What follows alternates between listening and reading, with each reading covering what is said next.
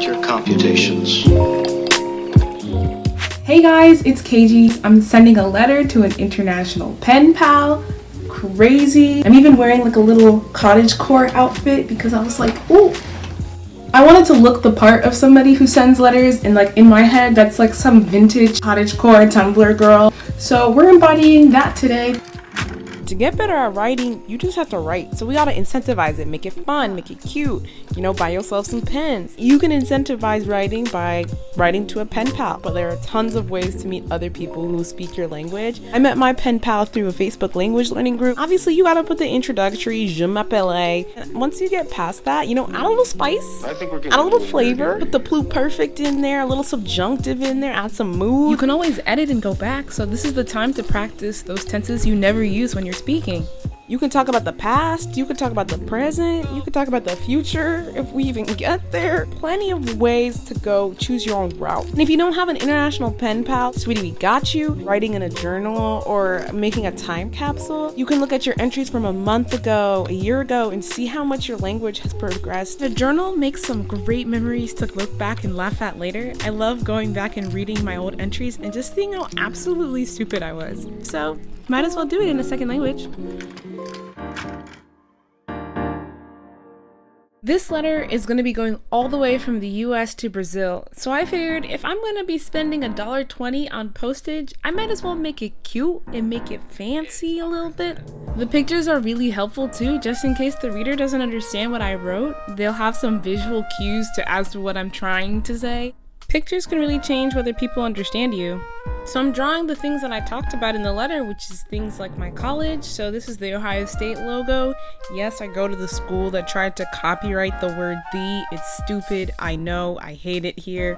I don't actually hate it. And because I talked a lot about Avatar: The Last Airbender in the letter, I figured I would draw a cute little appa because everybody loves appa. Low key though, the show would have been a lot shorter if appa just started eating people.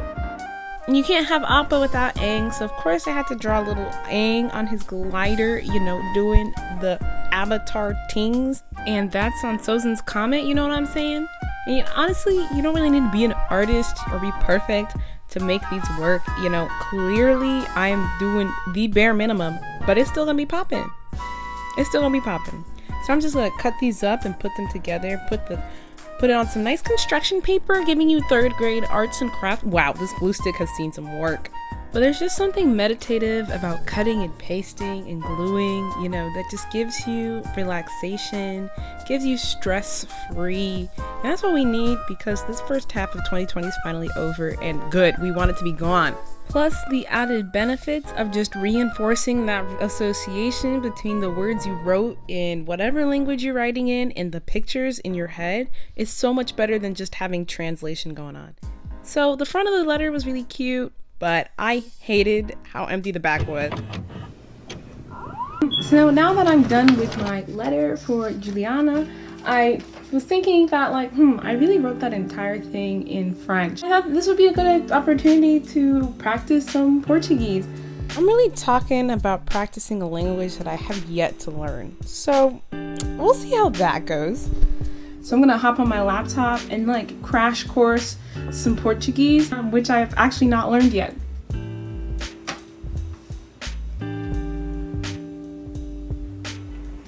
I decided that this part of the video is where I'm going to tell you what not to do, and that is to not expect yourself to be able to write a whole letter in a language that you have not learned, because I tried to do that and it just left me frustrated, it left me tired, and by the end I was left with 2.5 brain cells that actually function. Take it slow, take it bit by bit. I really overestimated my language learning abilities in this moment. And was it shameful?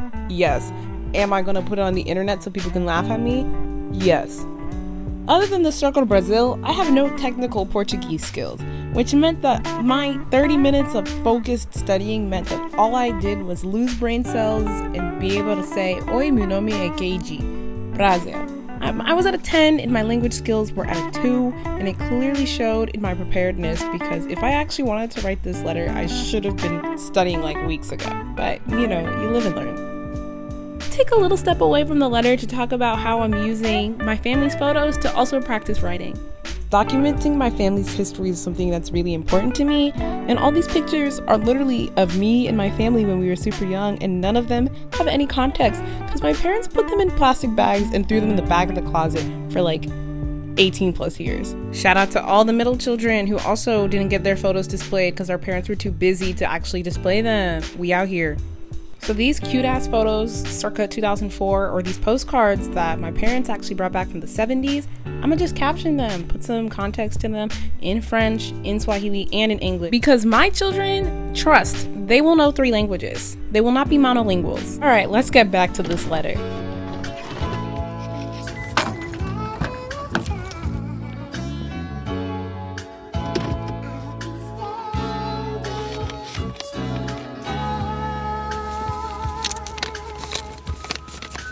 Ryan Little.